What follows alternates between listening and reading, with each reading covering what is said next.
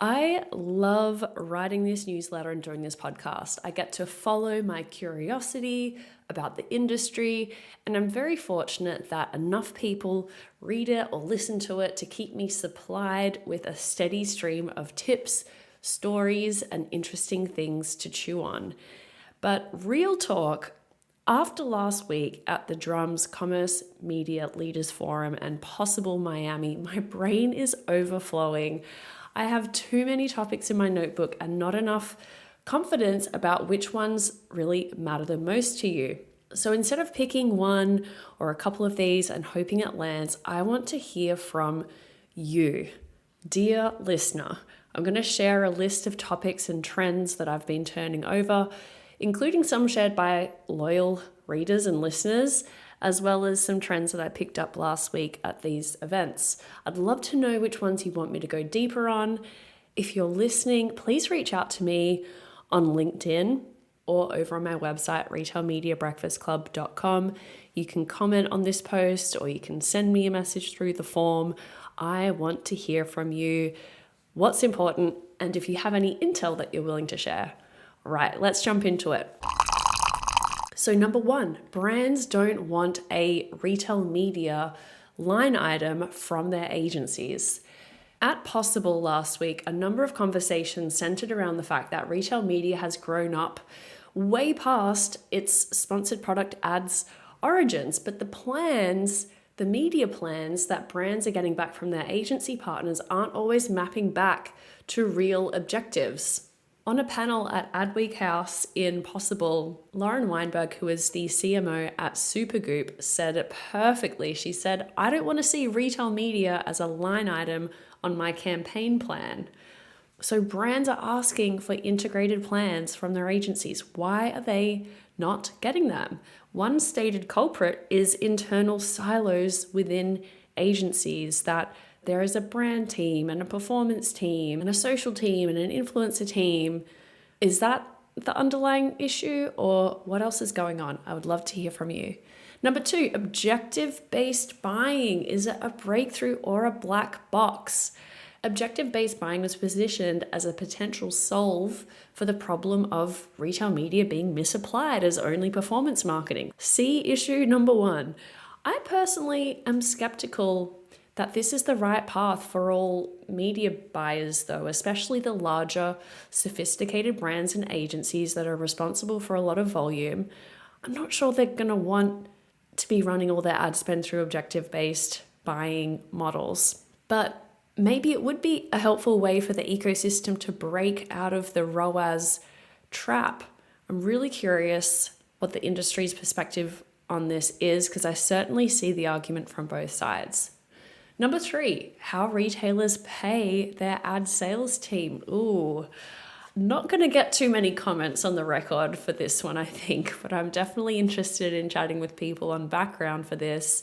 And it is really around the gap between tech platform style compensation, where there is a high upside for bonuses, and traditional retailer compensation, which has lower upside. And this might be one of the most underappreciated factors shaping retail media performance.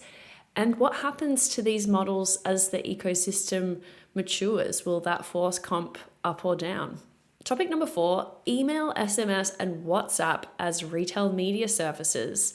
Retailers are sitting on CRM channels that could be monetized as media inventory, but I don't hear a whole lot of this about retailers really integrating CRM into their broader media ecosystem. So there are some early movers that I've heard of here. Chemist Warehouse in Australia does a lot with email. And friend of the show, Cortland Deering, who was most recently a retail media leader at Douglas in Germany, told me about how Douglas was doing some experimentation here in Europe. But to me, it seems like there's some untapped potential here. I did a recent piece about physical mail and magazines and how that could be a really resilient surface for retail media in the future, and a little bit of what players are doing currently with that. I'm interested in hearing more from what's already happening on the ground here, or if this is one of those ideas that sounds better in a pitch deck than in practice.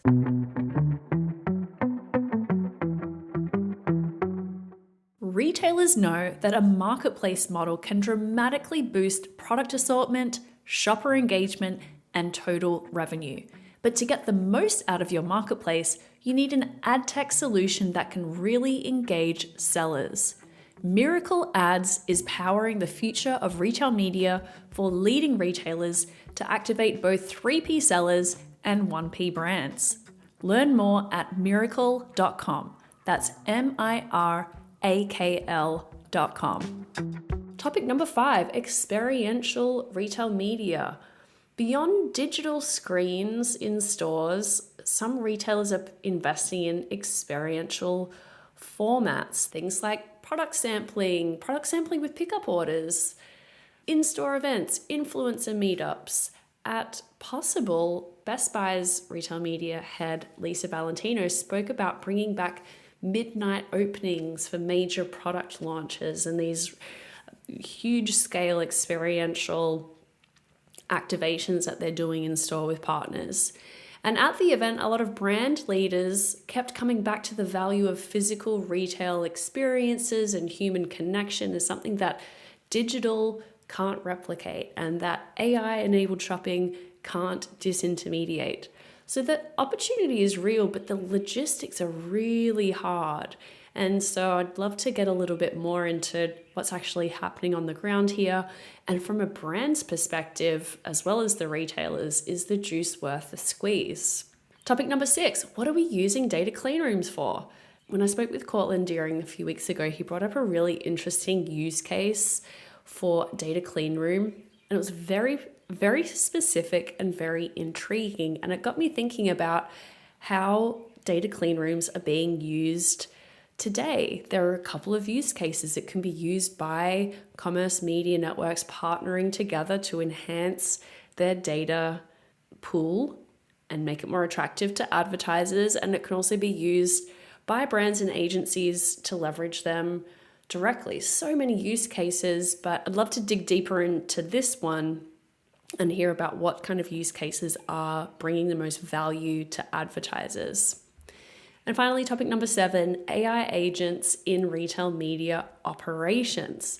So I've written and spoken a lot about agentic commerce from the consumer side, what that means for retail media. But I want to get a little bit more practical here about how agents are already being deployed inside the ad business itself. So agents managing performance buys, optimizing bids, replacing manual campaign management at agencies and brands in particular. So this is the workforce angle of agentic.